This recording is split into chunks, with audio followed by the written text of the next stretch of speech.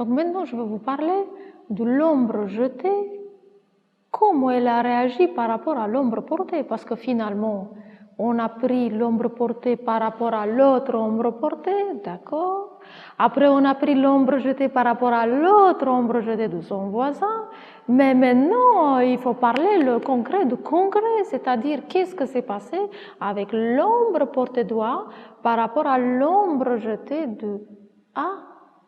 C'est-à-dire question qui était la plus foncée, l'ombre portée de A ou l'ombre jetée de A.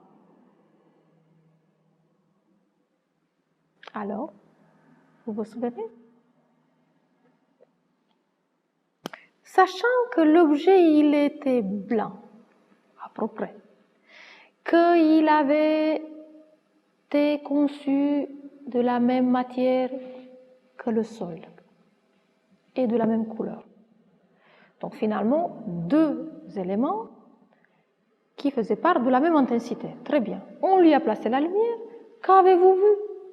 Eh bien, vous avez vu, souvenez-vous, que l'ombre jetée de A était plus foncée que l'ombre portée de A. Vous vous souvenez? Eh bien, parce que l'atmosphère, eh oui, toujours l'atmosphère. Elle était comme dans le premier exercice, elle était éclairée. Donc l'atmosphère, elle a circulé autour des objets, mais l'ombre jetée, elle n'est pas en 3 dimensions. L'ombre jetée, on a bien vu qu'elle n'a pas de reflet, l'ombre jetée. Donc l'ombre jetée, elle était plate, parce que le sol, il était plat. Donc forcément, dans cette situation, l'ombre portée de A, elle était moins forte, parce que l'atmosphère l'a accaparée.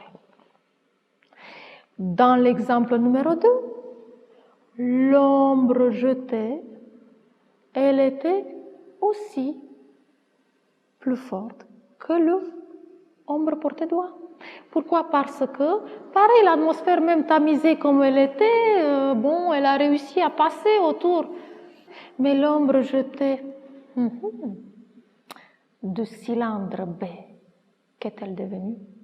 Eh bien, c'est ici que l'histoire ça complique et ça devient tellement complexe et tellement intéressante. C'est-à-dire par compensation. Oui, c'est un mot qu'on va utiliser souvent dans nos cours et surtout avec des exemples concrets. L'ombre jetée, elle risque d'avoir la même intensité que l'ombre portée de B. Tout simplement parce que l'ombre portée de B, ben, elle devient plus foncée. Parce que l'atmosphère est tamisée, ok, très bien. Mais l'ombre jetée, elle était moins foncée que l'eau. Et l'ombre jetée, donc du coup, il y a forte chance qu'elle peut être de la même intensité.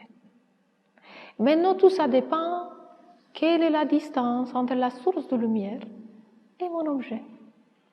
Bien évidemment, l'ombre jetée, ici, on se trouve à peu près dans la même situation, c'est-à-dire que l'ombre jetée, elle restera toujours plus foncée que l'ombre portée de A, parce que même petite bougie telle qu'elle était, elle a eu quand même le courage, vous imaginez, de, avec son dernier souffle, contourer l'objet A, et ainsi l'ombre jetée, elle devenait plus foncée à cause de la source de lumière. Ici, évidemment, on ne parle plus, vous l'avez vu ce que s'est passé.